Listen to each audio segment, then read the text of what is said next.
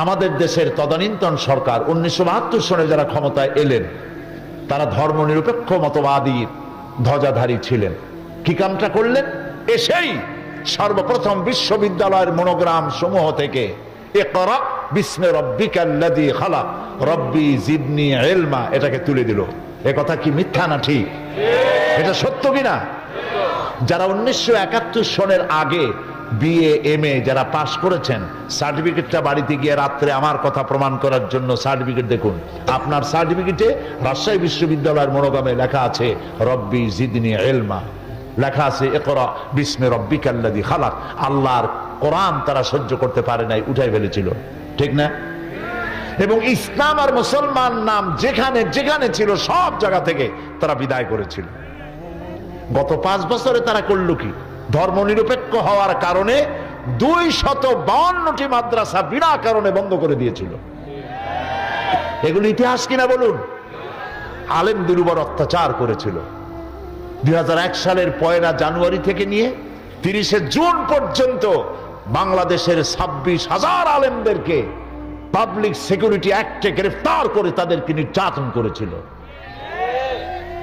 এই হচ্ছে ধর্মনিরপেক্ষ মতবাদ। আমি পার্লামেন্টে বক্তৃতায় বলেছিলাম, ধর্মনিরপেক্ষ মতবাদের উপরে বিশ্বাস থাকাকালীন সময় যদি কারো মৃত্যু হয়, আল্লাহর জান্নাতের কোনো গ্যারান্টি নাই, এটি গ্রহণ করা হারাম। কিন্তু তারা কোরআন হাদিস থেকে উদ্ধৃতি দেয়, তারা বলে বুখারী শরীফে আছে লাকুম দীনুকুম ওয়ালিয়া দীন। অনুসারীরা মনে করে মাশাআল্লাহ আমাদের নেতৃত্ব বুখারীও পড়ছে তাহলে, কিন্তু কত বড় ফাঁকি দিছে। লাকুম দীনুকুম তো বুখারীতে না, এটা কোথায়? কোরআনে। কোন সূরা? সূরা কাফিরুন। উনি জানেন না এটার প্রেক্ষাপট কি, নাজিল হওয়ার কারণ কি।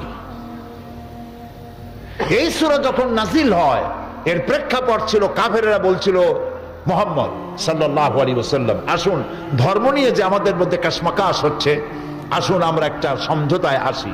আমরা কিছুদিন আপনার আল্লাহরে 2 সাইডে সেজদা দেব, আর আপনি আপনার লোক নিয়ে কিছুদিন আমাদের ভগবানকে প্রণাম করবেন। এই প্রস্তাব যখন করলো তারা ধর্মকে 50-50 ভাগাভাগি করার জন্য, তখন আল্লাহ তাআলা জিবরাইল পাঠিয়ে দিলেন। রাসূলুল্লাহ কোনো কথা বলতেন না যতক্ষণ জিবরাইল কথা না বলেন, জিবরাইল ততক্ষণ কথা বলতেন না যতক্ষণ আল্লাহ বলতে নির্দেশ না করেন।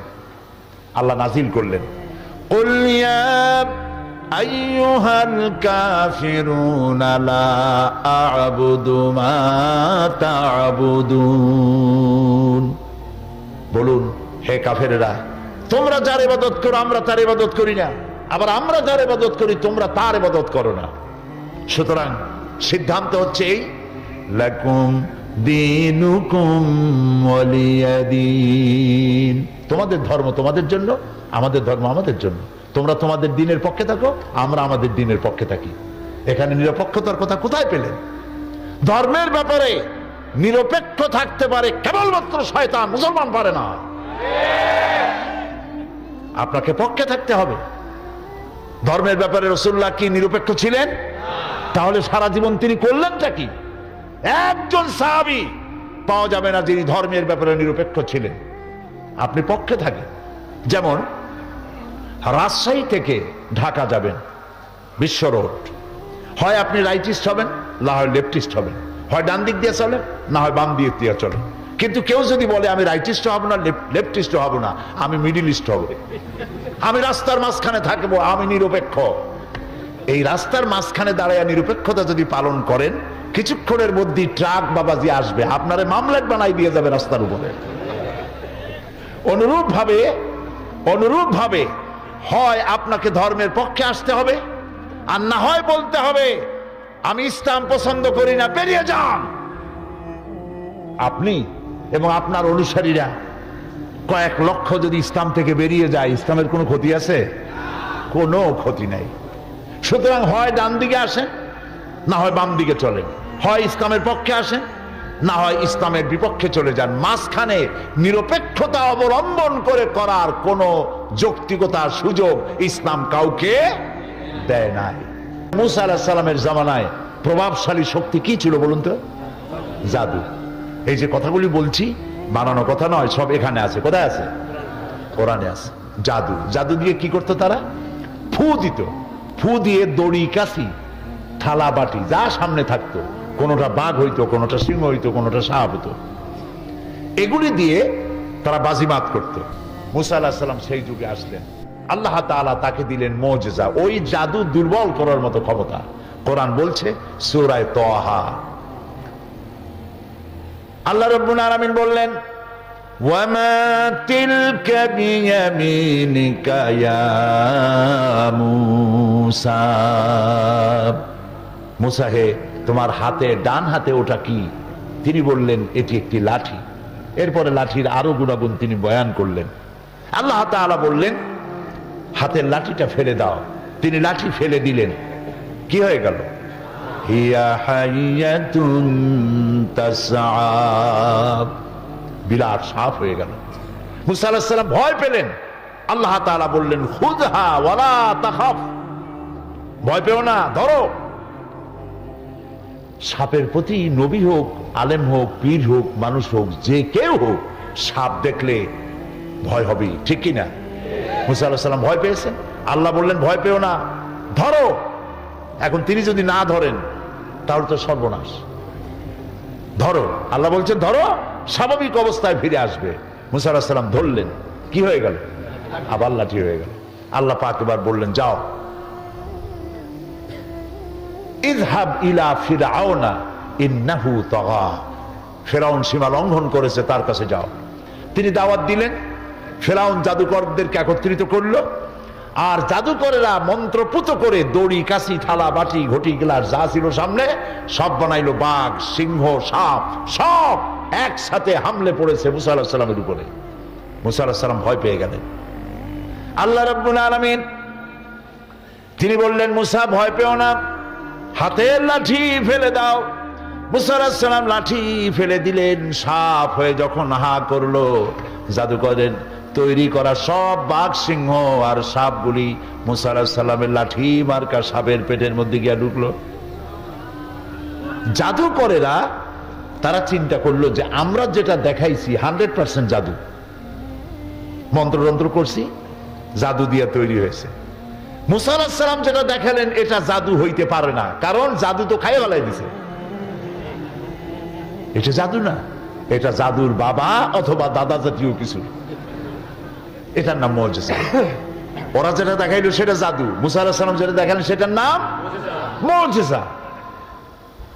দাউদ আলাইহিস সালামকে আল্লাহ তাআলা মুজিজা দিয়েছিলেন, একটি দিয়েছিলেন গলার আওয়াজ, এত সুন্দর শিরিন জবান তার ছিল। হযরতে দাউদ আলাইহিস সালাম যখন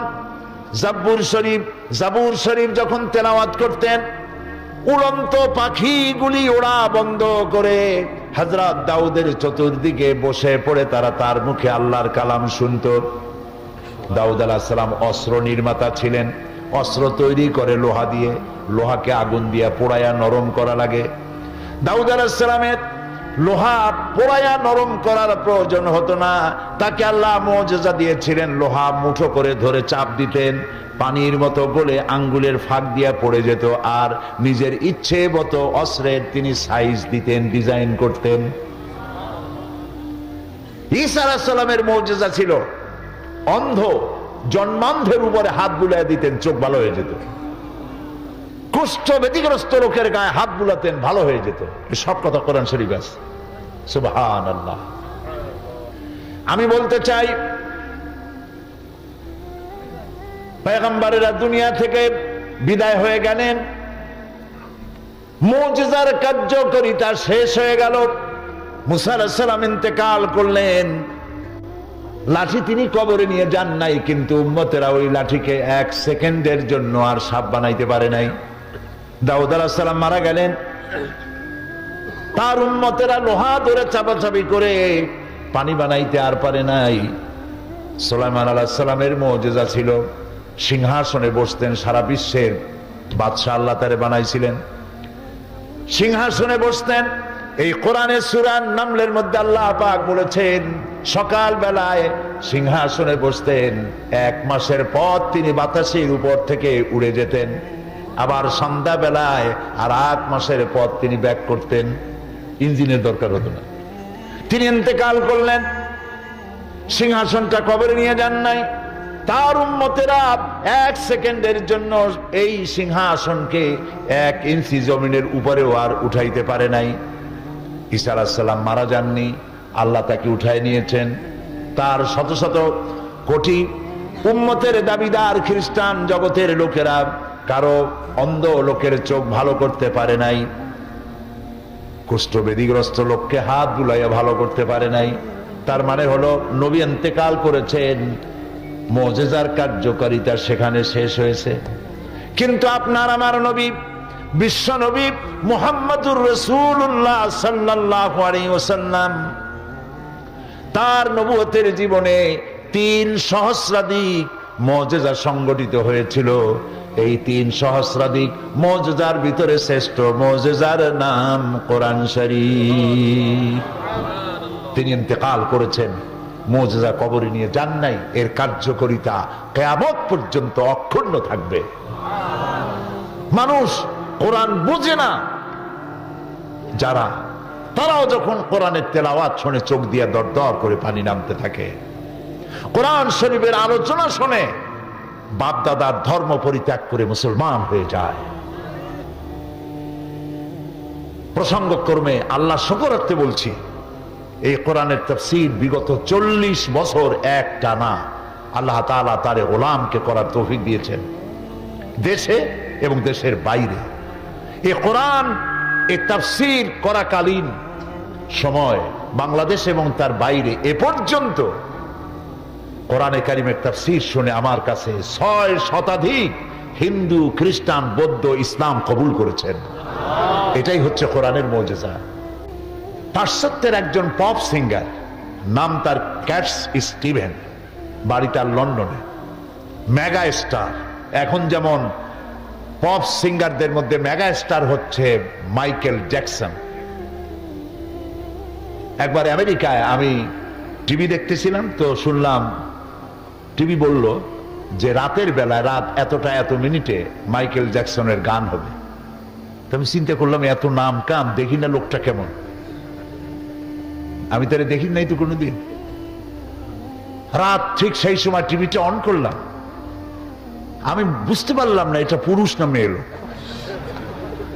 তারপরে 2টা লাফ দিল, 3টা চিৎকার মারলো, আমি বুঝলাম না হইল কি। ওইটার নাম নাকি পপ।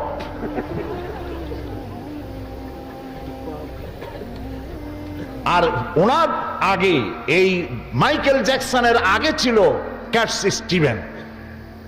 তিনি কোরআন শরীফের তেলাওয়াত শুনলেন কারি আব্দুল সামাদ আব্দুল বাসেতের কাছে।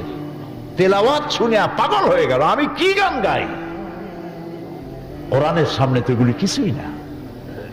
তিনি কোরআন শুনে মুগ্ধ হলেন, কোরআন হাদিস পড়লেন এবং এক পর্যায়ে তিনি পড়লেন লা ইলাহা ইল্লাল্লাহু মুহাম্মাদুর রাসূলুল্লাহ। তার মুসলমান নাম হলো ইউসুফ ইসলাম। বাংলাদেশে কয়েকবার সফর তিনি করেছেন এবং আমি তার সাথে একসাথে কতগুলি প্রোগ্রাম করেছি। লন্ডনে বাড়ি, কলেজ করেছেন, কিন্ডারগার্টেন স্কুল করেছেন। এক মিটিংয়ে তিনি বললেন,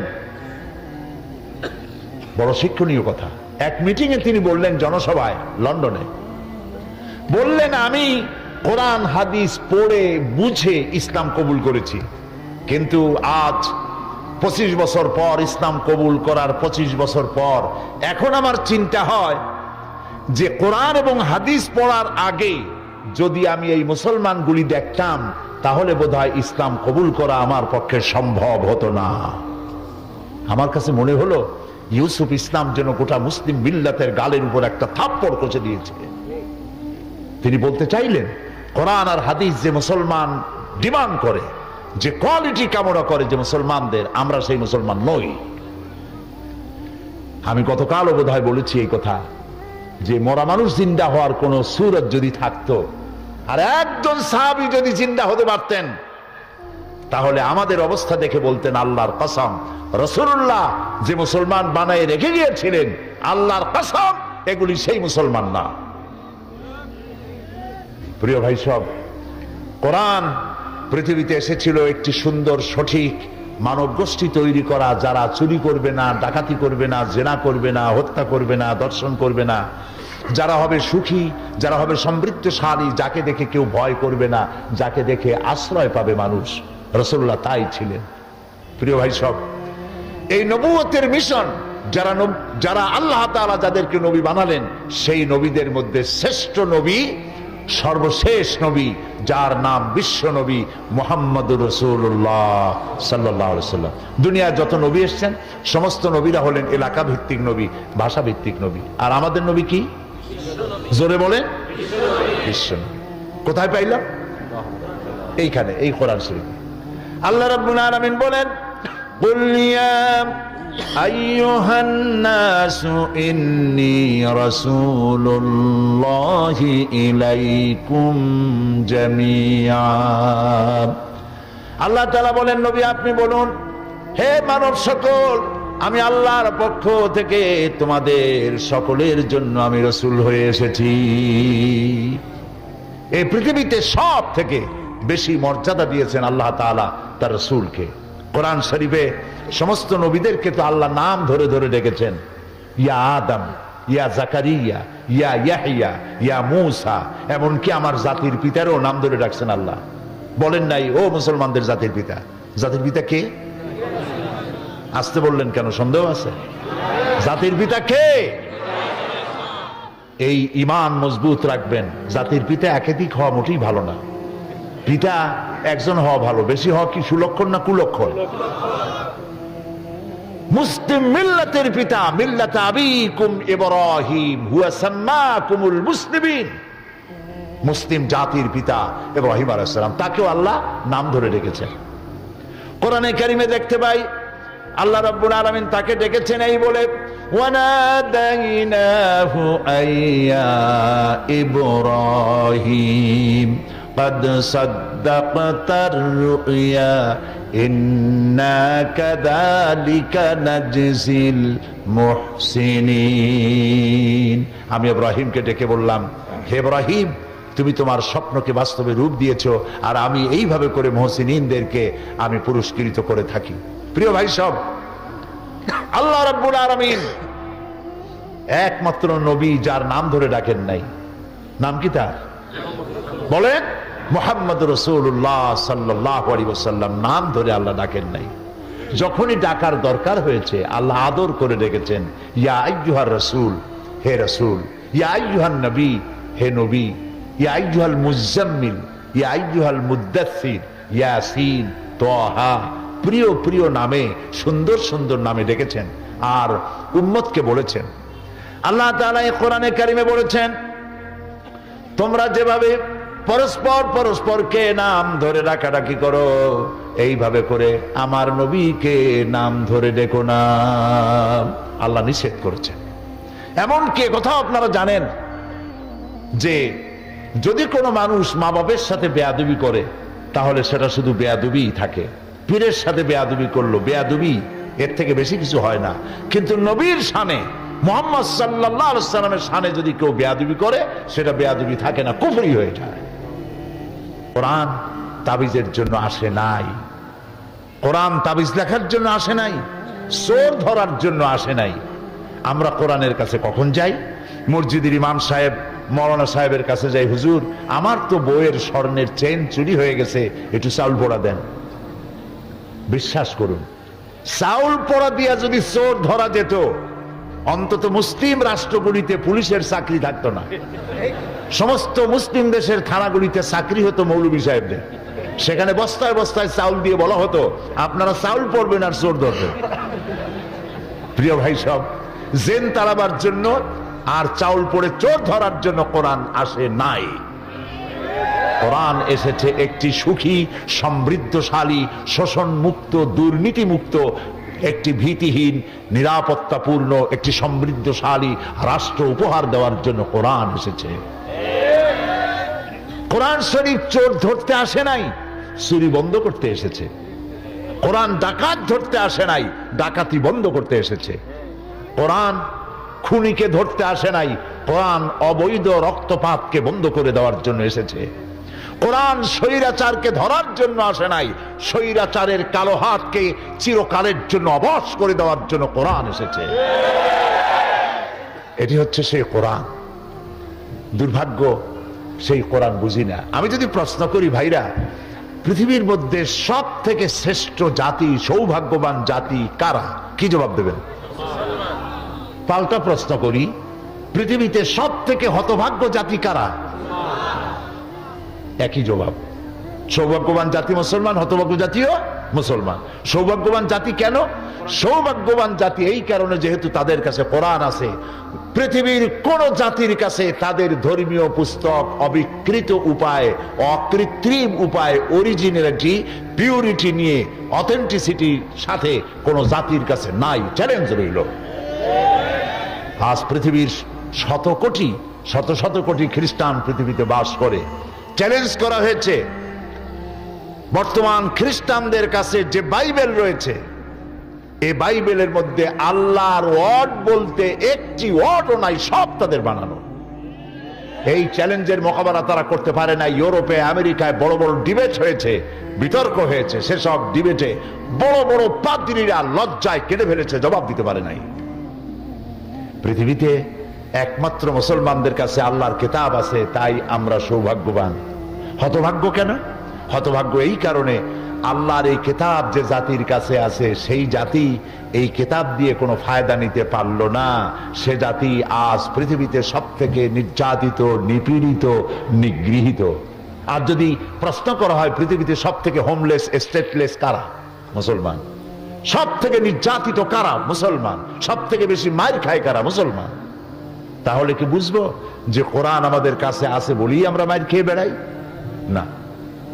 আল্লাহ রাব্বুল আলামিন কোরআনে কারীমের মধ্যে বলেছেন, তাহা মা আনজালনা আলাইকাল কুরআনা লিতাশকা।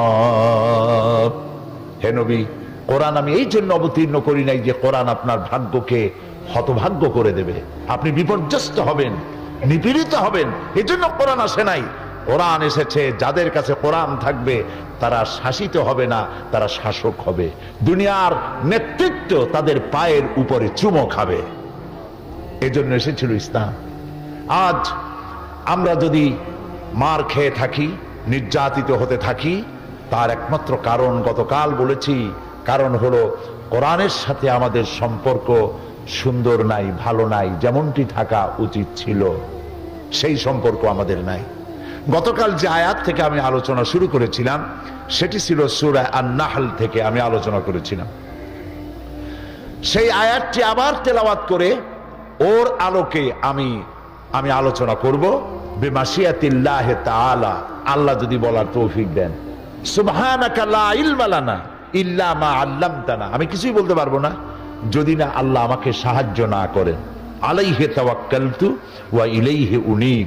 কোরআন কেমনে আমি আপনার সামনে পেশ করব? লোকেরা আমাকে মুফাসসিরে কোরআন বলে, কিন্তু আমি মনে করি আমি কোরআনে কারীমের তাফসীরের একজন ছোট্ট, ক্ষুদ্র, নগণ্য তালিবে ইলম, ছাত্র মাত্র।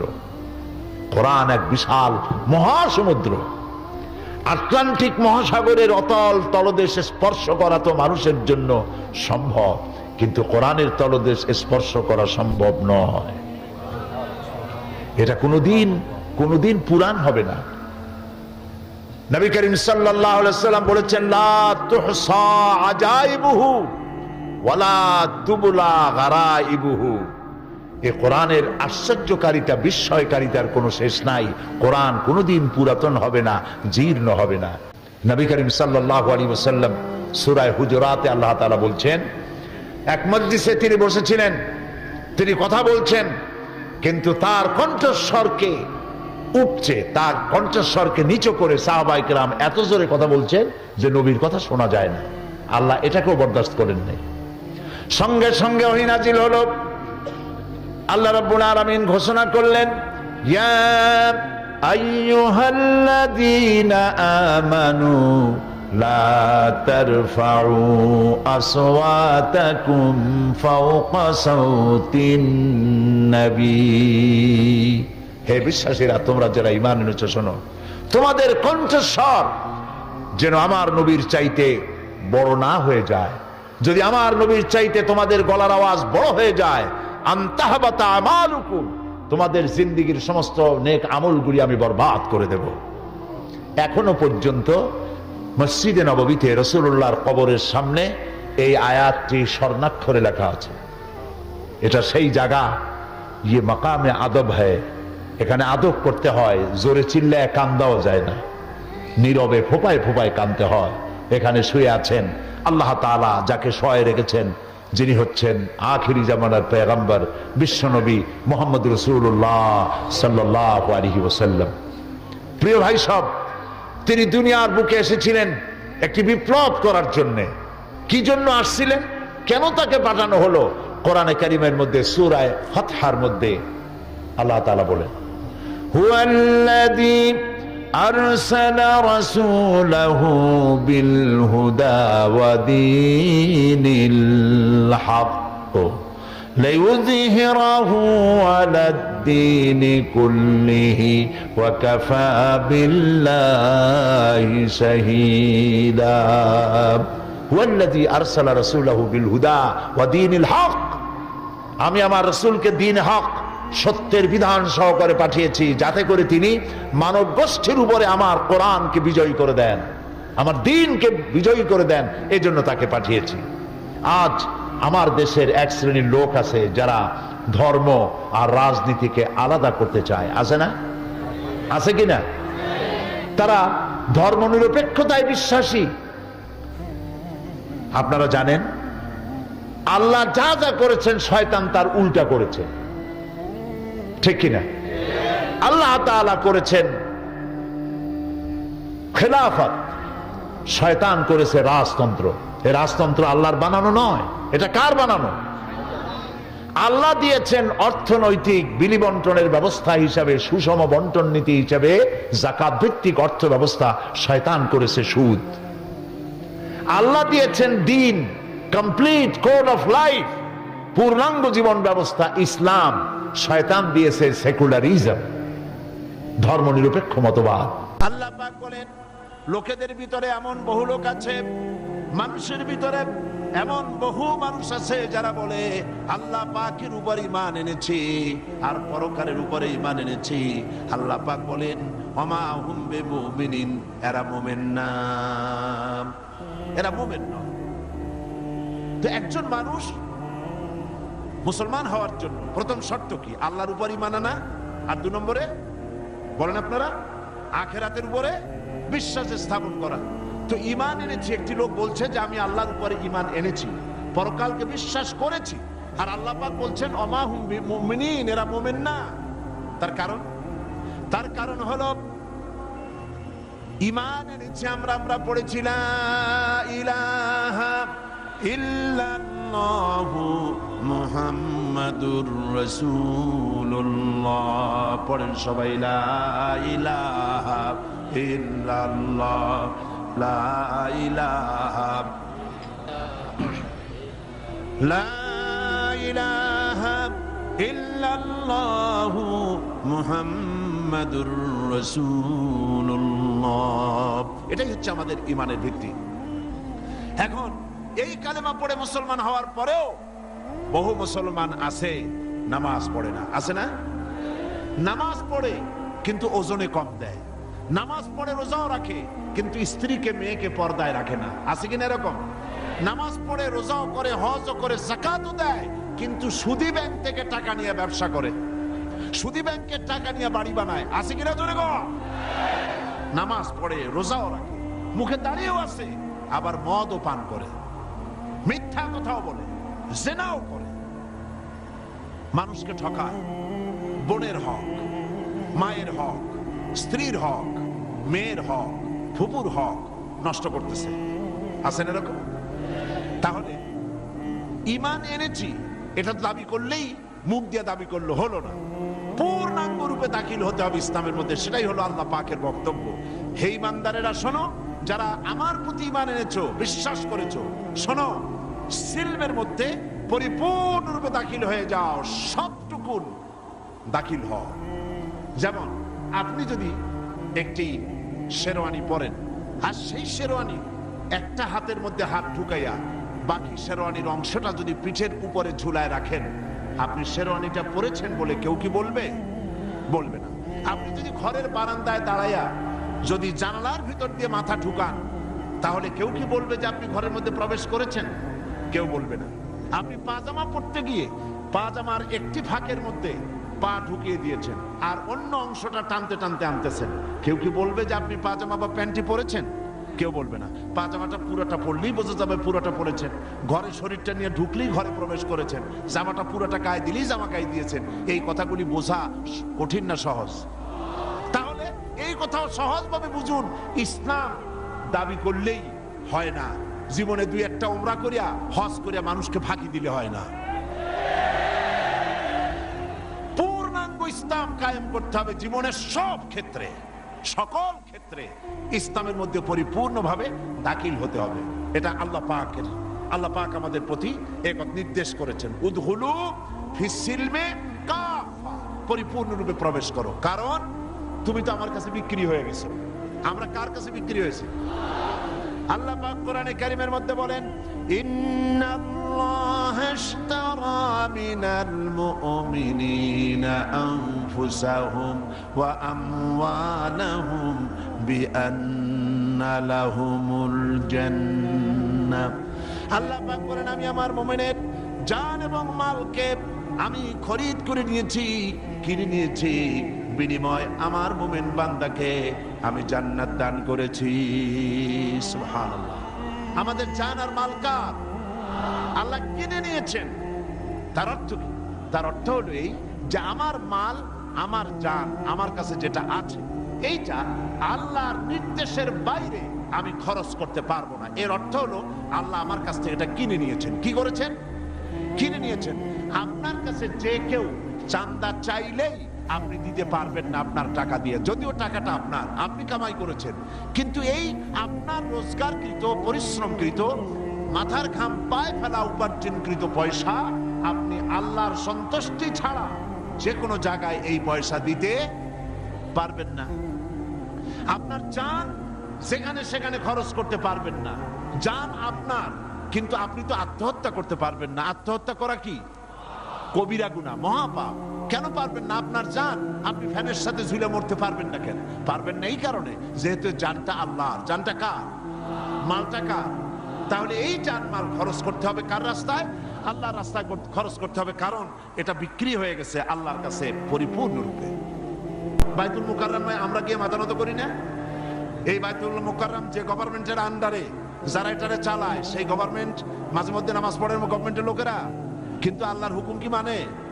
বলেন না, আল্লাহর হুকুমটারে কি মানে? তো আল্লাহর হুকুম যারা মানে, আল্লাহ পাক বলছেন দেখো, ওয়ালাহু আসলামা, আকাশে যা আছে জমিনে যা আছে, আনুগত্যের মস্তককে আমার সামনে অবনত করেছে। তার মানে হলো তারা আমার হুকুম মানে। কার হুকুম মানে? সূর্য মানে কার হুকুম? চন্দ্র মানে কার হুকুম? সমুদ্রের জোয়ার ভাটা মানে কার হুকুম? জঙ্গলের প্রাণীগুলি হুকুম মানে কার? হুকুম মানে বলে ওদের মধ্যে শান্তি, আমরা মানি না বলে আমাদের মধ্যে অশান্তি। দেশের মানুষের জন্য শান্তি হয়, এই জন্য প্রতি 5 বছর অন্তর বাংলাদেশের একটা সিস্টেম হচ্ছে 5 বছর অন্তর একটা জাতীয় নির্বাচন করা। জাতীয় নির্বাচনের মাধ্যমে একটা গভর্নমেন্ট ফর্ম হয়। সেই গভর্নমেন্ট তার দায়িত্ব কি? তার দায়িত্ব হলো লুটপাট করে খাওয়া, নাকি বলেন? উলট পালট করে দেওয়া, লুটে পুটে খায়, এটাই কি?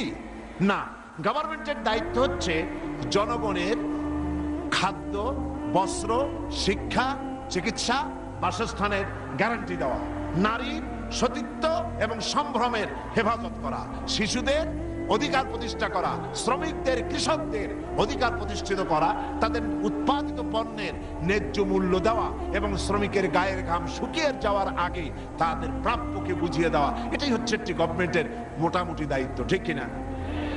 কিন্তু 5 বছর অন্তর বা 3 বছর অন্তর যতগুলি নির্বাচন হলো, এই নির্বাচনের মাধ্যমে যতগুলি গভর্নমেন্ট এলেন, এই গভর্নমেন্টগুলি জাতির ভাগ্যের পরিবর্তন তারা কি করতে পেরেছে? মানুষের কপাল কি খুলেছে? মানুষ কি আরামে খেয়ে পড়ে আছে? নাই। বরং ক্ষমতায় যারাই এসেছেন, প্রত্যেকটি গভর্নমেন্ট অত্যন্ত দক্ষতার সাথে, যোগ্যতার সাথে, উইথ অল সিনসিয়ারিটি নিজেদের ভাগ্যের পরিবর্তন করে ফেলাইছেন। অন্যদের ভাগ্যের কপালে যাই থাকুক, নিজেদের ভাগ্য বদলাইতে পারে নাই, এমন বদনাম কোন সরকারকে দেওয়া যাবে না, ঠিক কিনা? তাহলে দেখেন, মানুষ গভর্নমেন্ট তৈরি করে, কিন্তু সেই গভর্নমেন্ট জনগণের হক আদায় করে না। এবার আল্লাহর একটা সরকার আপনারা দেখতে চান? আল্লাহর গভর্নমেন্ট দেখবেন? এটা কোনো নির্বাচনের মাধ্যমে হয় না, এটা আল্লাহ নিজেই গভর্নমেন্ট বানায় রাখছেন। এটার কোনো জাতীয় নির্বাচনের প্রয়োজন নাই, আর এটার জন্য কোনো মন্ত্রী টন্ত্রীর দরকার নাই। আমার দেশে খাদ্যমন্ত্রী আছে কিনা? আছে কিনা? অন্যদের পেটের অবস্থা যাই হোক, খাদ্যমন্ত্রীর পেট ঠিকই আছে। স্বরাষ্ট্রমন্ত্রী পররাষ্ট্রমন্ত্রী আছে কিনা? আচ্ছা, এবার আর একটা প্রশ্নের জবাব দেন। আমাদের এই পৃথিবীতে, যে পৃথিবীতে আমরা বাস করি, এই পৃথিবীতে মানুষ বেশি না অন্যান্য জলচর, স্থলচর, উভচর প্রাণী, জন্তু, কীট পতঙ্গ মানুষের চাইতে কম না বেশি? বেশি, ঠিক বলেছেন। এখন ওই প্রাণীগুলির ভেতরে সবচাইতে মানুষ কি পৃথিবীতে বেশি খায়, না এর থেকেও বড় বড় পেটওয়ালা আছে? আছে না জানোয়ারের মধ্যে বড় বড় পেটওয়ালা? আপনি একটা তিমি মাছে পেট এত বড় যে আপনার আমার মতো অন্তত 50টা মানুষ যদি একসাথে তিমির পেটের মধ্যে ঢোকে, তিমি মনে করবে হয়তো কয়েকটা সেলাপুটি ঢুকছে, মানুষ ঢুকছে বলে মনে করবে না। এত বড় বিশাল পেট। এরকম পেট আবার আছে গন্ডারের, এরকম পেট আছে হাতির, এরকম পেট আছে সিমোফিশ, লায়ন ফিশ, ডলফিন। বিশাল বিশাল প্রাণী আল্লাহ পাক কত বানায় রাখছেন তার কোনো ঠিক ঠিকানা নাই। বড় বড় অজগরের পেটে 3-4টে মানুষ হজম করে ভালাই দিতে পারে, এরকম বিশাল বিশাল অজগরও আছে। আচ্ছা, এবার আপনারা আমাকে বলেন, এই সুন্দরবন, আমার দেশে একটা সুন্দরবন আছে না? জবাব দিলে খুশি হব। এই সুন্দরবনে কি আছে? বাঘ আছে না? শুয়োর আছে না? বান্দর আছে না? অজগর আছে না? আরো অনেক প্রাণী আছে না? এই প্রাণীগুলির কোনো খাদ্যমন্ত্রী আছে? সমুদ্রের ভিতরে কুমির আছে, হাঙ্গর আছে, মাছ আছে, অসংখ্য জলচর প্রাণী আছে, এদের কোনো খাদ্যমন্ত্রী আছে? আফ্রিকার জঙ্গলে, পৃথিবীর পথে প্রান্তরে অসংখ্য পোকা মাকড়, কীট পতঙ্গ, আর রয়েছে অসংখ্য সহস্র সহস্র বিলিয়ন পাখি, এদের কোনো খাদ্যমন্ত্রী আছে? তাহলে এবার জবাব দেন। জঙ্গলের ভেতরে বাংলাদেশের পত্রিকায় ছাপা হয়েছে যে সুন্দরবনে ক্ষুধার জ্বালায় খাবার না পাইয়া 200 বাঘ মারা গিয়েছে, 2000 হরিণ মারা গিয়েছে, 5000 বানর ক্ষুধার জ্বালায় ছটফট করে মারা গেছে। এরকম কোন রিপোর্ট বাংলাদেশের পত্রিকায় কোনোদিন ছাপা হয়েছে? সাইবেরিয়ান দ্বীপপুঞ্জ থেকে সহস্র সহস্র পাখি শীতের জ্বালায় টিকতে না পেরে বাংলাদেশের সুনামগঞ্জের হাওড়ে এসে পড়েছিল, কিন্তু ক্ষুধার যন্ত্রণায় খাবার না পেয়ে তার থেকে 10,000 পাখি মারা গেছে, এরকম খবর হয়েছে। পানির ভিতরে অসংখ্য মাছ বঙ্গোপসাগরের ভিতরে ক্ষুধার জ্বালায় না খেয়ে মরে ভেসে উঠেছে, এমন খবর এসেছে। সমুদ্রের ভিতরে কুমির আছে, হাঙ্গর আছে, মাছ আছে, অসংখ্য জলচর প্রাণী আছে, এদের কোনো খাদ্যমন্ত্রী আছে? আফ্রিকার জঙ্গলে, পৃথিবীর পথে প্রান্তরে অসংখ্য পোকা মাকড়, কীট পতঙ্গ, আর রয়েছে অসংখ্য সহস্র সহস্র বিলিয়ন পাখি, এদের কোনো খাদ্যমন্ত্রী আছে? তাহলে এবার জবাব দেন। জঙ্গলের ভেতরে বাংলাদেশের পত্রিকায় ছাপা হয়েছে যে সুন্দরবনে ক্ষুধার জ্বালায় খাবার না পাইয়া 200 বাঘ মারা গিয়েছে, 2000 হরিণ মারা গিয়েছে, 5000 বানর ক্ষুধার জ্বালায় ছটফট করে মারা গেছে, এরকম কোন রিপোর্ট বাংলাদেশের পত্রিকায় কোনোদিন ছাপা হয়েছে? সাইবেরিয়ান দ্বীপপুঞ্জ থেকে সহস্র সহস্র পাখি শীতের জ্বালায় টিকতে না পেরে বাংলাদেশের সুনামগঞ্জের হাওড়ে এসে পড়েছিল, কিন্তু ক্ষুধার যন্ত্রণায় খাবার না পেয়ে তার থেকে 10,000 পাখি মারা গেছে, এরকম খবর হয়েছে। পানির ভিতরে অসংখ্য মাছ বঙ্গোপসাগরের ভিতরে ক্ষুধার জ্বালায় না খেয়ে মরে ভেসে উঠেছে, এমন খবর এসেছে। তাহলে এতগুলি প্রাণীকে কে খাবার দেয়? কোন গভর্নমেন্ট দেয়? কারণ ওয়ালাহু আসলামা মান ফিস সামাওয়াতি ওয়াল আরদ, কারণ আকাশে যা আছে, জমিনে যা আছে, সব আল্লাহর আইন মানে। কার আইন মানে? কার আইন? অসংখ্য প্রাণী সুন্দরবনের বাঘগুলি, সিংহ, হাতিগুলি, অজগরগুলি, বানর আর হরিণগুলি বাসা থেকে বেরিয়ে যায় সকালবেলায়, ক্ষুধার্ত পেট নিয়ে ব্রেকফাস্ট করে নাই, কোথায় লাঞ্চ হবে জানে না।